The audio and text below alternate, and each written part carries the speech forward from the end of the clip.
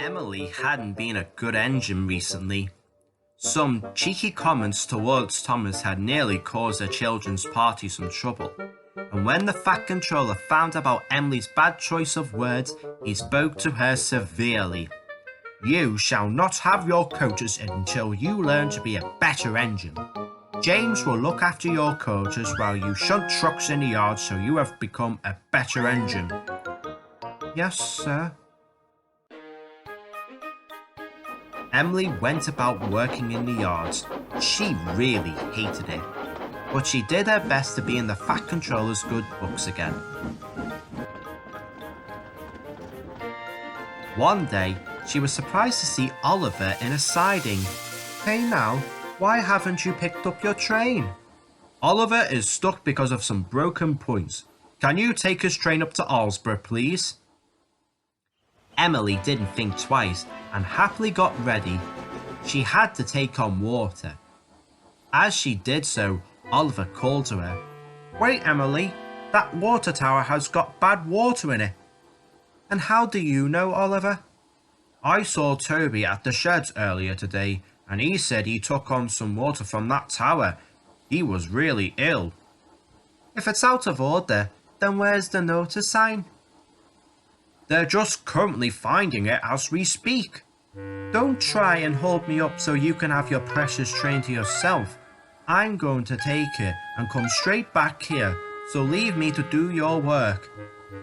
Oliver sighed and turned to Toad. "Please be careful with her, Toad." "I will try and do my best, Mr. Oliver." With that, Emily steamed away, leaving an uneasy Oliver behind.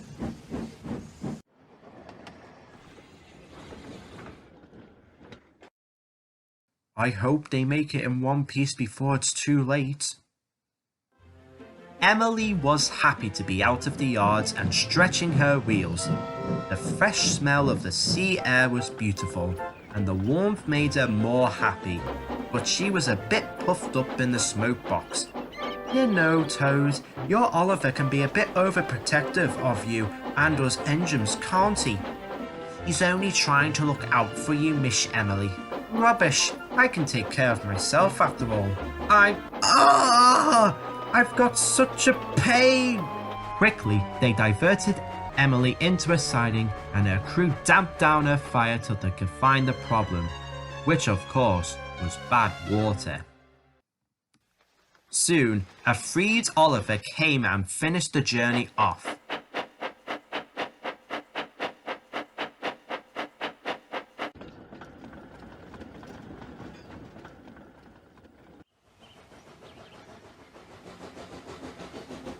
Afterwards, they went to the sheds where the Fat Controller was. "You are a very disobedient engine, Emily. Oliver warned you about that faulty water tower, and you went and ignored a fellow engine's advice. If you are going to have this attitude towards my engines, I'll be keeping you at the back of the shed."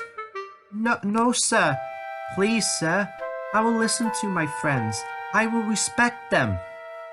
"I can only hope you will. For the rest of the day, you will stay in your shed and return to shunting tomorrow." When the Fat Controller left, Oliver stayed at the sheds to keep Emily company. "I'm very sorry for not listening to you, Oliver. I'm a foolish engine. I keep messing up. I'm a terrible friend to those all around me. Cheer up. We all make mistakes when we get big-headed. During my early days on Sodor, I let the big engine's high praise get to me, and I got so hot-headed that the trucks sent me into a turntable well. But when I returned, I redeemed myself and showed those trucks a lesson. Mistakes are made, but you can learn from them and prove yourself to be a better engine. Starting tomorrow, Emily, do your very best to prove yourself and be the really useful engine you are. You can do that." "I'll do it. Thank you, Oliver." Emily was good as her word. She worked hard, made sure all the trains were on time, and listened to advice and accepted help.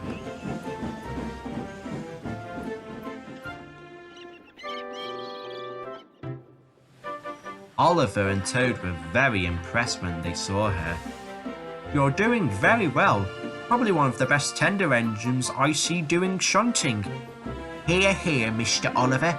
Keep up the good work, Miss Emily. This put a huge smile on Emily's face. After a whole month of shunting, Emily redeemed herself to the Fat Controller and could go back to her usual jobs. Emily is a better engine now. She's still a hot-headed engine, but she accepts advice and respects those around her.